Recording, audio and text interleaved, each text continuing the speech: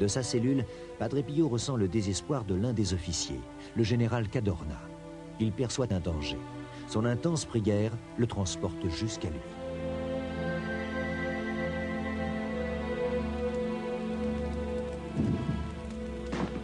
Les soldats en faction ne se doutent de rien. Cigarette. Le général a décidé de mettre fin à sa vie et c'est à ce moment même qu'il dit avoir vu devant lui un moine.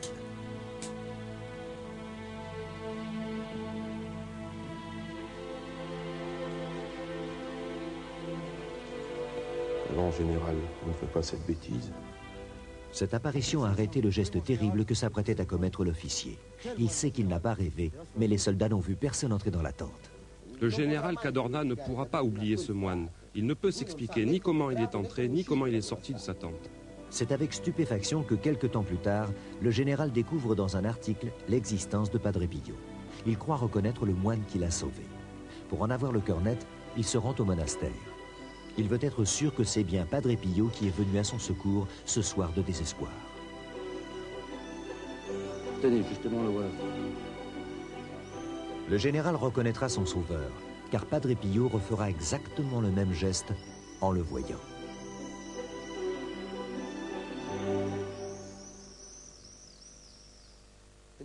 Ce jour-là, on peut dire que le Seigneur lui avait envoyé un messager pour, en quelque sorte, empêcher le terrible geste qu'il s'apprêtait à faire. Ce suicide aurait affligé toute l'Italie, pour qui le général était un héros.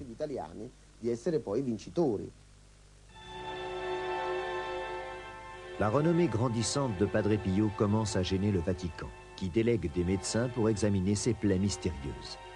Le Padre Pio sera soumis pendant 5 ans à toutes sortes d'analyses et d'examens médicaux.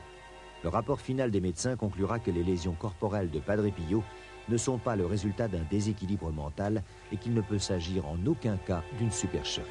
Les lésions n'ont pas changé d'aspect pendant 5 ans. Elles ne s'infectent pas et le sang qui s'en écoule est pur et parfumé, ce qui est inexplicable.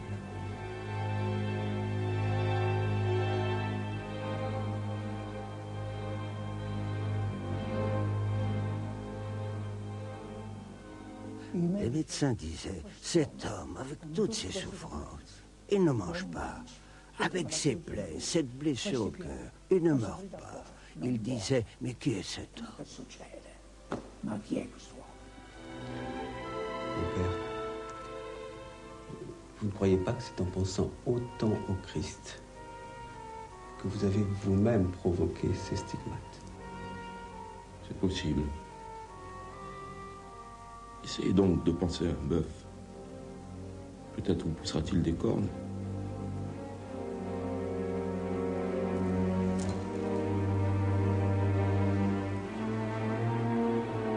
En dépit des conclusions médicales, le 16 mai 1923, le Vatican prononcera une condamnation formelle et publique interdisant à Padre Pio tout contact avec les fidèles.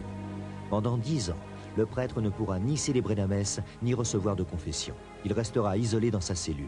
Son seul réconfort sera la prière. Pourtant, les fidèles continuent de venir au monastère, espérant l'apercevoir. Enfin, le 14 juillet 1933, le Saint-Office lève son interdiction et le Padre Pio a de nouveau l'autorisation de célébrer la messe. Des milliers de fidèles attendent aux portes de l'église.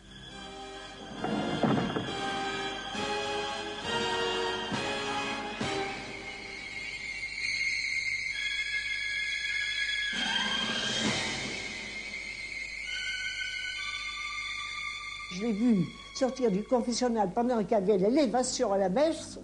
Les gens ne se sont pas arrêtés pour l'élévation, ils lui couraient après.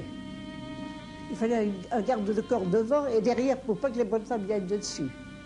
Parce qu'on lui coupait aussi bien le cordon un morceau de cordon. Incroyable. Je crois qu'il y a beaucoup de gens qui allaient par curiosité, d'autres pour le merveilleux. Pour la spiritualité, je ne sais pas, parce que ça dérange la vie. Hein. Si on veut suivre le Père Pio, c'est pas toujours tout rose. Ça dérange énormément. Et alors, il y en a beaucoup qui se gênaient. Voilà ce que c'est le Père Pio. Les prodiges de Padre Pio ne s'arrêtent pas là. Certains affirment qu'il accomplit des miracles et du monde entier, des fidèles viennent chaque jour réclamer des grâces au Padre Pio. Les témoignages de guérison sont nombreux, comme pour la petite Gemma, qui était aveugle de naissance. Mon père, ma petite fille est aveugle, je vous en supplie, je vous en conjure.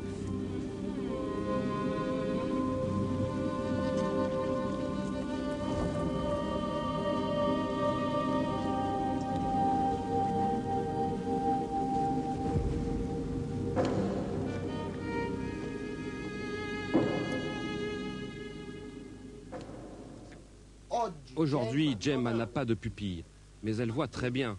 Tout au moins, elle voit à 80%, ce qui lui permet de vivre normalement. Et si aujourd'hui on regarde les yeux de Gemma, on voit que ce sont les yeux d'un aveugle. Des sceptiques affirment que les phénomènes extraordinaires qui entouraient Padre Pio étaient provoqués par une forme d'hystérie. Si quelqu'un manifeste un visage très mobile, qui manifeste l'étonnement ou la joie ou la douleur parce qu'il ressent ou parce qu'il voit ou croit voir quelque chose, si on dit qu'il est hystérique, tout le monde est hystérique. Moi j'ai assisté à ces messes et je peux vous dire que c'était d'une très grande dignité, que c'était très impressionnant parce que c'était quelque chose de vécu de l'intérieur. Mais je ne crois pas qu'on puisse du tout dire que c'est hystérique, ça certainement pas. Lily Favre a été aux côtés du Padre Pio pendant 13 ans. À la dernière messe qu'il a célébrée, elle a été témoin de la disparition totale des stigmates. La dernière messe, la main droite n'avait plus rien. Et la main gauche, j'ai vu à peine un petit peu de rose. C'était fini, il n'y avait plus rien, déjà. Et quand il est mort, le père Jacques a pris les photos et il n'y avait plus aucune trace de cicatrice, plus rien du tout. Ainsi, de façon inexplicable, peu avant sa mort, les blessures que portait Padre Pio depuis 50 ans ont complètement disparu de son corps. Padre Pio s'est éteint le 22 septembre 1968. Il a bouleversé la vie de milliers de croyants et de non-croyants, et la multitude de témoignages qui en attestent gêne les esprits les plus rationnels. La vie entière de Padre Pio reste un prodige dont la science ne peut expliquer le mystère.